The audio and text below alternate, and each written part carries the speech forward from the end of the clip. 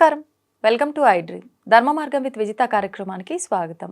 ప్రస్తుతం మనతో పాటు ఉన్నారు ప్రముఖ జ్యోతిష్య వాస్తు ముహూర్త సాముద్రిక శబ్దాగమ స్మార్దాగమ తర్క వ్యాకరణ మీమాంస ద్వయ పురాణ న్యాయ నిరుక్త ప్రాతిసాక్ష్య ధర్మశాస్త్ర విద్యార్థి డాక్టర్ కామవరపు విజయమారుతి శర్మ సిద్ధాంతి గారు ఉన్నారు. ఇప్పుడు వారితో మాట్లాడి మరిన్ని విషయాలు అడిగి తెలుసుకుందాం. నమస్కారం గురుగారు. జయోస్తు తల్లి, విజయోస్తు. గురుగారు, సాధారణంగా హనుమంతుడి ఆరాధన విషయానికి వస్తే మనమందరం కూడా ప్రత్యేకించి ఆరాధించేది హనుమంతుడు అంటే ఒక్కరే అని చెప్పి ఆరాధిస్తూ ఉంటాం. మిగతా వాళ్ళందరికీ రకరకాల రూపాలు అవతారాలు ఉన్నాయి అన్నప్పటికీ హనుమంతుడి విషయంలో మాత్రం ఇలాంటి ఆలోచన రాదు. హనుమంతుడు అంటే రాముడు, హనుమంతుడు, రామభక్తుడు, ఈ ఒక్క ఆలోచనే ఉంటుంది. కానీ ఈ మధ్యకాలంలో పంచముఖ హనుమాన్ అని చెప్పి ఇలా వింటూ ఉన్నాం.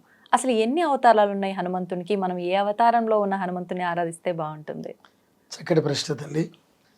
కావ్య సంప్రదాయాన్ని అనుసరించి ముందుగా శ్రీ మహాగణాధిపతయే నమః, ఐం మహాసరస్వత్యే నమః, శ్రీ సదాశివాది సప్తగురుభ్యో నమః, శ్రీ సువర్చలా వల్లరీహేతి సమేత శ్రీ పంచముఖి సప్తముఖి ఏకాదశముఖి వీరాంజనేయ స్వామి పరబ్రహ్మణే నమః.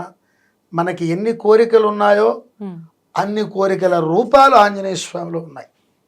ముఖ్యంగా అంటే లెక్కలేనన్న అవతారాలు, ఒక్కొక్కరు ఒక్కొక్క రూపంగా దర్శనమిచ్చారు స్వామి హనుమ. అంటే కావ్య సంప్రదాయాన్ని అనుసరించి రామాయణంలో వాల్మీకి మహర్షి గారు సుందరకాండలో స్వామి యొక్క పరాక్రమం, తేజస్సు, విక్రమం, జ్ఞానం, పాండిత్యం, జిజ్ఞాస మొదలైనటువంటివన్నీ కూడా కావ్య సంప్రదాయాన్ని అనుసరించి చూపించారు సుందరకాండలో మాత్రమే. అయితే నిజంగా స్వామి హనుమ గురించి తెలుసుకోవాలి అంటే రామాయణం ఒక్కటి సరిపోదండి. రాముడి యొక్క స్టోరీ, సీతామాత యొక్క స్టోరీ తెలుసుకోవడానికి మాత్రం రామాయణం, అందున వాల్మీకి రచించినటువంటి రామాయణం ఏదైతే ఉందో అది పరమ ప్రమాణమైనటువంటి గ్రంథం. ఆంజనేయ స్వామిని తెలుసుకోవాలి అంటే పరాశర సంహిత ఇంకా మొదలైనటువంటి మంత్రశాస్త్ర గ్రంథాలు అనేకం ఉన్నాయి. దానిలో ముఖ్యంగా పరాశర సంహిత. ఈ పరాశర సంహితలో ఈ పంచముఖ ఆంజనేయ స్వామి వర్ణన చాలా అద్భుతంగా ఉంది. మనకేమిటంటే సహజంగా రామాయణం దాకా రాముడంటే ఏమిటో తెలుసు. ఆ తర్వాత రామాయణం అయిపోయిన తర్వాత రాముడెవరు, ఆంజనేయ స్వామి ఎవరు, ఈ విధంగా మరలా ద్వాపరయుగం వచ్చేటప్పటికి ఆ భీముడితో, కృష్ణుడితో, అర్జునుడితో ఆంజనేయ సంవాదం జరుగుతుంది. అది వేరే విషయం. రామాయణం అయిపోయిన తర్వాత రామచంద్రమూర్తి లంక నుంచి అయోధ్యకు వస్తాడు. అయోధ్యకు వచ్చిన తర్వాత ఆ రాక్షస సంహారం అయిపోయింది, అందరూ కూడా సుఖశాంతులతో ఉండవచ్చు అనేటప్పటికీ అక్కడ సీతామాత పక్కున నవ్వుతుందండి. ఇప్పుడు ఒక సభ అంటే ఒక నియమాలు ఉంటాయి, కొన్ని నియమాలు ఉంటాయి. ఆ సభా నియమాల ప్రకారం వెకిలిగా నవ్వకూడదు, అడ్డగోలుగా మాట్లాడకూడదు. మీరు ప్రశ్న వేశారనుకోండి, ఆ ప్రశ్నకి తగ్గట్టుగా నేను సమాధానం చెప్పాలి కానీ ప్రశ్నకి వ్యతిరేకమైనటువంటి సమాధానం చెప్పకూడదు. కాబట్టి అలాగే అక్కడ పక్కున నవ్వేటప్పటికీ సీతామాత రామచంద్రమూర్తి ప్రశ్నిస్తాడు, నువ్వు ఎందుకు నవ్వావు? ఇక్కడ ఇది సభా మర్యాద ఎవరైనా పాటించాలి. అది భార్య కావచ్చు, కొడుకు కావచ్చు, తాత కావచ్చు, మంత్రి కావచ్చు, ఎవరైనా కావచ్చు. సభా నిబంధన పాడు చేస్తే వాళ్ళు శిక్షార్హులు అని చెప్పేటప్పటికి ఎందుకని నవ్వినట్టు అమ్మవారు అదే చెప్పుకొస్తున్నా అని చెప్పేటప్పటికి ఆకాశవాణి పలుకుతుంది, రామచంద్ర ఇంకా రాక్షస సంహారం పూర్తిగా అవ్వలేదు. వీడి తాత అంటే రావణాసురుడు 10 తల దశకంఠుడు అంటారు. వాడి తాత శతకంఠ రావణాసురుడు, వాడి పేరు శతకంఠ రావణాసురుడు, వాడు ఇంకా బతికే ఉన్నాడు.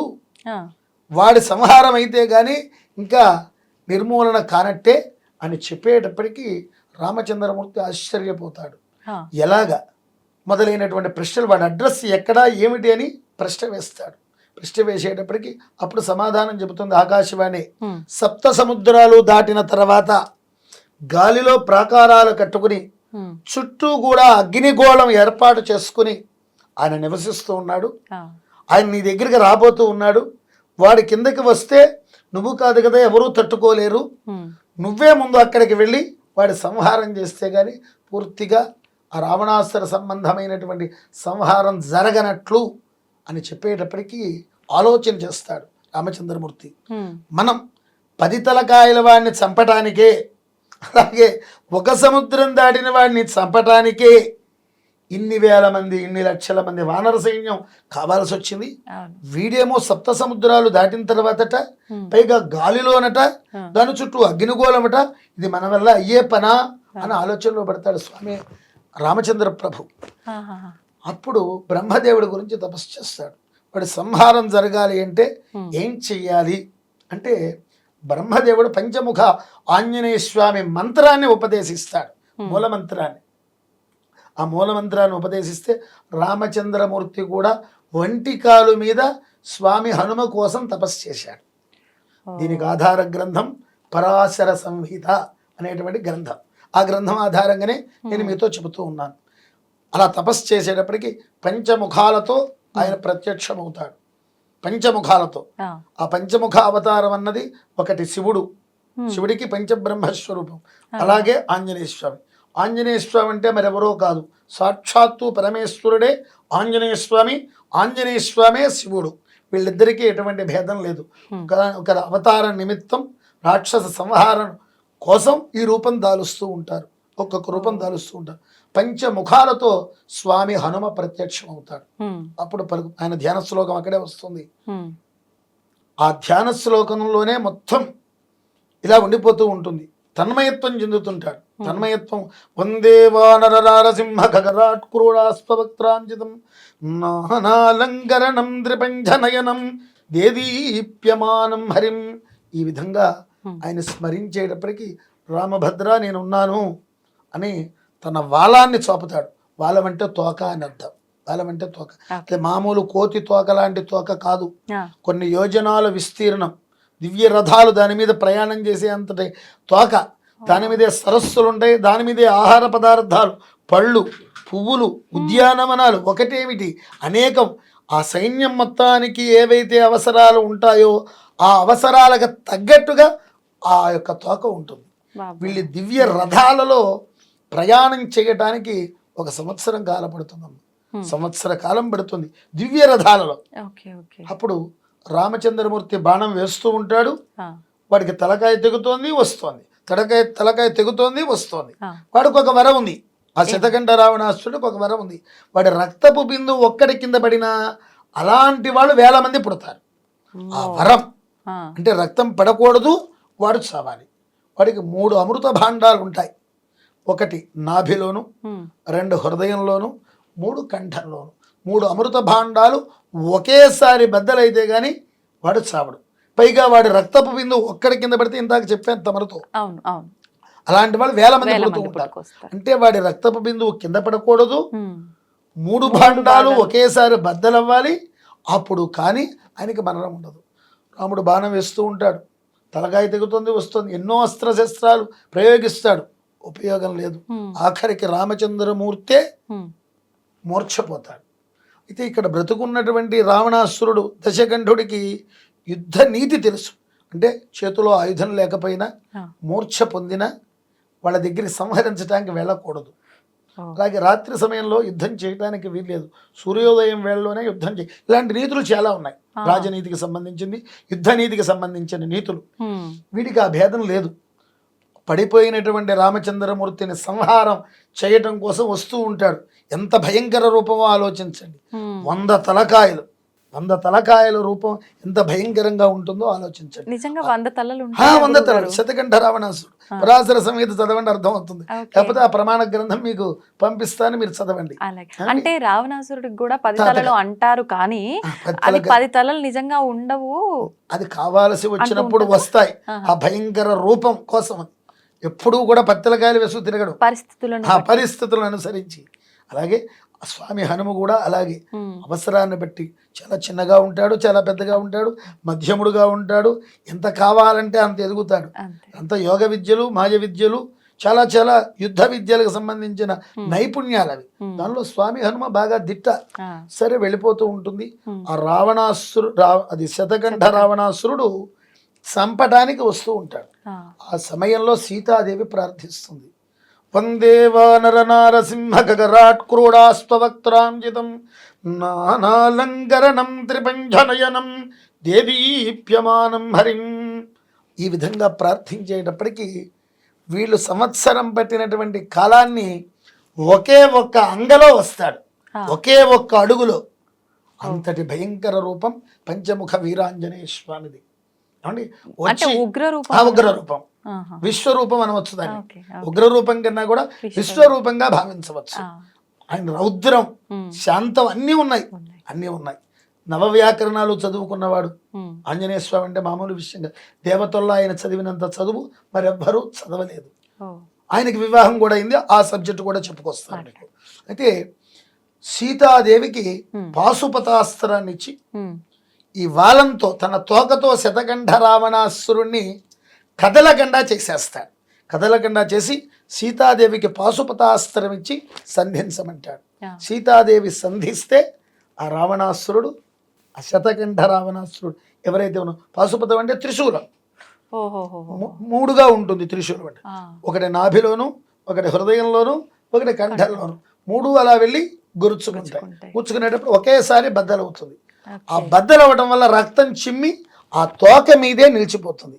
ఆ తోక మీద నిలిచిన రక్తాన్ని తన నాలుకని బయటికి తీసి బారుగా కాళీమాతలాగా తీసి ఆ రక్తాన్ని జుర్రేస్తాడు పంచముఖ ఆంజనేయ స్వామి.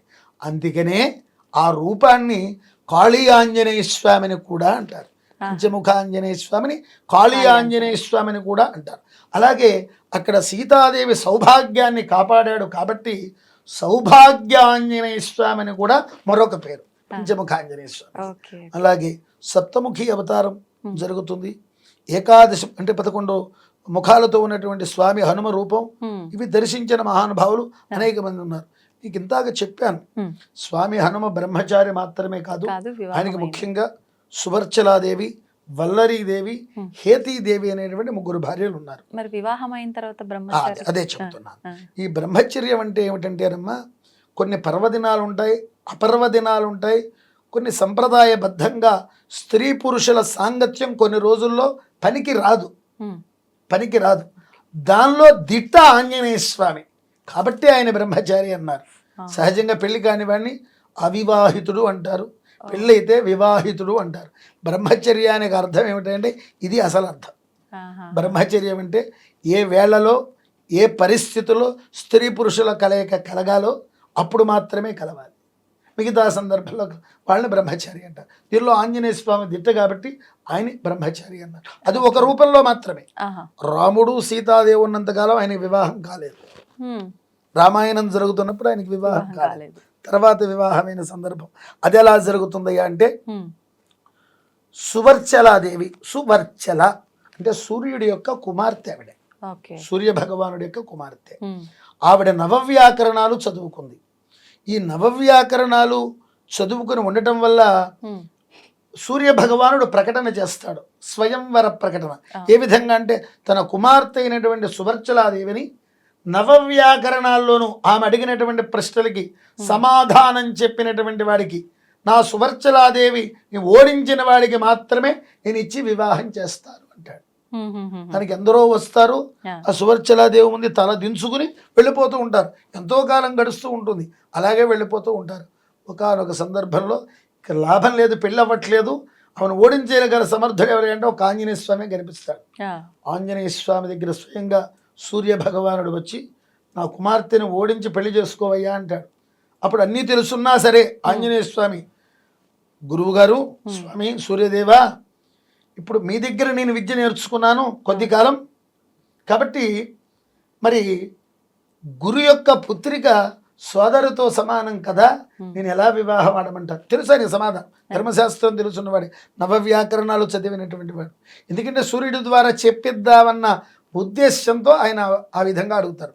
అప్పుడు సూర్య భగవానుడు చెప్తున్నాడు, నీది మానవ రూపం కాదు నాన్న, ఇది మృగరూపం. మృగం అంటే కేవలం పెద్ద పుల్లు సింహాలే కాదు, ఒక కోతి ముఖం. వాటికి ఆ భేదం ఉండదు, జంతువులకి భేదం ఉండదు, కాబట్టి నువ్వు అర్హుడివే అంటాడు. అప్పుడు ఆంజనేయ స్వామి అదే రూపంతో వచ్చి సువర్చలాదేవిని ఓడించి సువర్చల కళ్యాణం జరిగినటువంటి రోజు జ్యేష్ఠ శుద్ధ దశమి. ఇది పరాశర సంహితలో ఉన్నటువంటి విషయం తల్లి. మరి మిగతా వివాహాలు ఏ సందర్భంలో? పంచముఖ అవతారంలోనే. అలాగే వల్లరీదేవి, ఉమ్, హేతీదేవి సువర్చ సూర్యుడి యొక్క కుమార్తె. ఆ, వల్లరీదేవి వాయుపుత్రిక. ఈయన వాయుపుత్రుడు, మళ్ళీ వాయుపుత్రికని ఇచ్చి పెళ్లి చేయడం ఏమిటనే సందేహం మీకు కలగవచ్చు. అవును అవును. ఇంతాక ఏ విధంగా చెప్పాను, ఉమ్, మృగ రూపంలో ఉన్నటువంటి వాళ్ళకి అది వర్తించదు. వర్తించదు. అది లోక కళ్యాణం కోసం ఓకే. మాత్రమే ఆ వివాహం జరిగింది. మా చెల్లెల పేరు కూడా అందుకనే రోజా వల్లరి అని పేరు పెట్టుకున్నారు. మా నాన్నగారు మంచి హనుమత్ ఉపాసకులు ఆయన. Okay okay. మా నాన్నగారు మంచి హనుమత్ ఉపాసకులు. ఆహాహా. అందుకే నా ఇష్టంతో రోజా వల్లరి ఆ. అని పేరు పెట్టుకున్నాం. మా చెల్లెల పేరు కూడా రోజా వల్లరి. ఆ వల్లరి అని రోజా అని చేయించారు. ఎందుకు పెట్టుకున్న యాడ్ చేశారు? అది ఇష్టం, తన యొక్క కలర్ రోజ్ కలర్ లో ఉంటుందన్న ఉద్దేశంతో, ఓకే ఆ గులాబీ రంగులో ఉంటుందన్న కారణం చేత, అలాగే తన జన్మ నక్షత్ర రీత్యా ఉమ్, రో అనేటువంటి అక్షరం రావాలి కాబట్టి ఆహా. రోజా అని ఊరుకోకుండా ఆంజనేయ స్వామి భక్తుడు కాబట్టి వల్లరీదేవిని పక్కన పెట్టారు, ఉమ్, రోజా వల్ల. అలాగే నా పేరు కూడా విజయ మారుతి శర్మ. అవును. ఆ మారుతిని నా దానిలో దగ్గర ఇచ్చారు. ఆ, ఓబా వివు రోహిణి, రోహిణి నక్షత్రం నాది. ఆహా. వి అనేటువంటి పేరుతో రావాలి కాబట్టి విజయాన్ని పెట్టుకోవటమే కాకుండా పక్కన మారుతిని తగిలించారు. అవును అవును. విజయ మారుతి శర్మ అని నాకు రోజా వల్లరి అని మా చెల్లెలకి ఉమ్, పేరు పెట్టడం జరిగింది తల్లి. ఆహాహా. అందుకనే ఇవన్నీ ఆంజనేయ తత్వం మామూలు తత్వం కాదు. ఉమ్, ఎన్నో ఎన్నో ఎన్నో ఎన్నో అవతారాలు ఇచ్చారు. మనకి రామాయణంలో సుందరకాండలోనే 82,000 మందిని ఉమ్, ఆయుధాలు లేకుండా చంపాడు స్వామి హనుమ. అంతటి పరాక్రమవంతుడు. ఏదో తోక ఇలా ఇలా జాడించి ఉమ్, అక్కడ ఉన్నటువంటి చెట్లు పీకి వాళ్ళ మీద వేసి 82,000 మందిని, ఆ, దానిలో చాలా చాలా పరాక్రమం. రాక్షస సైన్యంలో రావణాసురుడి యొక్క సైన్యంలో ఎవరు గొప్పవాడు అంటే మీ దృష్టిలో ఎవరు? ఉమ్, రావణాసురుడా, ఇంద్రజిత్త, ఎవరు? చాలామంది అనుకుంటాడు రావణ సైన్యంలో రాముడు, ఇంద్రజిత్తు చాలా గొప్ప పరాక్రమవంతులు. తర్వాత పేరు కుంభకర్ణుడు. ఈ పేర్లు మాత్రం కాదండి. ఉమ్, అక్షకుమారుడు, అక్షయ కుమారుడు పేరులోనే ఉంది. ఆ, క్షయం కానటువంటి వాడు కానటువంటి అక్షయ కుమారుడు. ఉమ్, వాడు యుద్ధ నైపుణ్యం చూసి ఉమ్, వీడు ఉంటే రాముడు తట్టుకోలేడు, ఆ, మనం నెగ్గదు అని పైకి ఎగిరి ఒకే ఒక్క గుద్దుతో, గుండెల మీద ఒకే ఒక్క గుద్దుతో సంహరించేటువంటి భయంకరమైనటువంటి రూపం స్వామి హనుమ ధరించాడు. అక్షకుమార వధలో వస్తుంది. అయితే కావ్య దృష్టిలో ఎంత మటుకు వర్ణించాలో వాల్మీకి మహర్షి గారు ఉమ్, అంత మటుకే వర్ణించారు. అందుకనే ముందు జీవితం వేరు, తర్వాత జీవితం. ఆయన చిరంజీవి, ఉమ్. హనుమంతుల వారు ఇంకా బ్రతికే ఉన్నారు. ఆయన భవిష్యత్ బ్రహ్మ. ఆయన వాస్తవమైన వాస్తవమైన బతికున్నారన్నది. చక్కగా. అందుకనే రామాయణం మటుకు చదివితే అది రాముడు గురించి, సీత గురించి అక్కడ వరకు తెలుస్తుంది. మాత్రమే తెలుస్తుంది. తర్వాత ఉత్తర రామాయణం మళ్ళీ ఉత్తర రామాయణంలో కూడా కొన్ని చికాకులు ఉన్నాయి. ఉమ్, అది ఉంది, రాసింది నిజమేనని, అది నిజం కాదని, దీనిలో మతాంతరాలు చాలా ఉన్నాయి. అవును. వాస్తవంగా ఉత్తరాఖండ కూడా ఉన్నదే. ఆ ఉత్తరాఖండలోనే ఈ లవకుశులు వెళ్ళటం, వారి ఆశ్రమంలోనే ఆ విద్యను అభ్యసించటం, వీళ్ళిద్దరికి యుద్ధం అదంతా నిజమైనటువంటిదే, కట్టుకథలు కాదు. కొంతమంది ఏంటంటే ఉత్తరాఖండ లేదు, కేవలం యుద్ధకాండ మటుకే రామాయణం అంటారు. అది వర్తించదు. ఉమ్, 24,000 శ్లోకాలు రావాలి అంటే ఉత్తర రామాయణంతో సహానే అవుతున్నాయి తప్ప లేకపోతే అవ్వవు. ఉమ్, ఉత్తర రామాయణం కూడా ఉంది, ఓకే. అంత మటుకే ఎందుకంటే అది కావ్య రూపంలో రచించారు వాల్మీకి మహర్షి గారు. ఇప్పుడు ఇది కూడా ఎవరయ్యా అంటే ఈ ఆంజనేయ స్వామికి సంబంధించిందంతా ఎవరు వ్రాసారయ్యా అంటే మనకి భాగవతం, భారతం, ముఖ్యంగా అష్టాదశ పురాణాలు, ఉపపురాణాలు, ఉపోప పురాణాలు ఎవరైతే ఇచ్చారు వారి పేరేమిటి? వ్యాస మహర్షి. ఆ వ్యాస మహర్షి తండ్రి గారే ఈ పరాశర మహర్షి. ఓ, ఆ పరాశర మహర్షి గారి చరిత్ర గురించి చెప్పాలంటే మీరు కొన్ని ఎపిసోడ్లు తీయాలి. అలాంటి వాడు చెబుతూ ఉంటే మీలాంటి వాళ్ళు వింటూనే ఉంటారు, ప్రేక్షకులు వింటూనే ఉంటారు, తన్మయత్వం పొందుతారు. పరాశర మహర్షి గారు అంత గొప్పవారు. అంత గొప్పవారు కాబట్టే మరలా 4 వేదాలు వ్రాయగలిగినటువంటి శక్తి అంటే అంత పూర్వం వాల్మీకి ఇది పరాశరుల వారు యొక్క పుత్రుడు వ్యాస మహర్షికి పూర్వం వేదం ఏకరాశిగానే ఉండేది. ఏకరాశిగా దాన్ని విభజన చేసి 4 భాగాలుగా చేసి దానికి ఋగ్వేదం, యజుర్వేదం, సామవేదం, అథర్వ వేదం అని 4 వేదాలుగా ఆయన విభజించారు. ఎందుకంటే రాబోయేది కలియుగం. ఒక వేదం చదువుకోవాలంటే కనీసం 12 సంవత్సరాలు పడుతుంది. 4 వేదాలు చదువుకోవాలి అంటే 4-12 జీవితం మొత్తం అయిపోతుంది. తర్వాత దానిలో చాలా రహస్య ధర్మశాస్త్ర గ్రంథాలు ఉన్నాయి, అనేకం ఉన్నాయి. జీవితం సరిపోదు. కాబట్టి ఒక వేదమైనా ఎవరికి తగినట్టుగా వాళ్ళు నేర్చుకుంటారనే ఉద్దేశంతో 4 భాగాలుగా చేశారు. రుక్కులుగా ఉన్నటువంటిది ఋగ్వేదం, యజస్సులుగా ఉన్నది యజుర్వేదం, సామవేదం, అథర్వవేదం, ఇలా విభజన చేశారు. అలాగే 18 పురాణాలు, 18 మహాపురాణాలు ఉన్నాయి. ఆ 18 మహాపురాణాలు, ఉపపురాణాలు, మళ్ళీ దానిలో ఉపపురాణాలు, ఉపోపపురాణాలు, ఇన్ని అందించినటువంటి వ్యక్తి వ్యాసుల వారు. ఆ వ్యాసుల వారిని కనాలి అంటే ఎంత తపస్యాలై ఉండాలి. అవును. కాబట్టి పరాశర మహర్షి అంత గొప్పవాడు. మీరు అడిగిన ప్రశ్నకి క్లుప్తంగా సమాధానం చెప్పాను. సర్వే జనా సుఖినో భవంతు. అందరికీ స్వామి యొక్క హనుమ ఆశీస్సులు లభించాలని మనస్ఫూర్తిగా ప్రార్థిస్తున్నాను.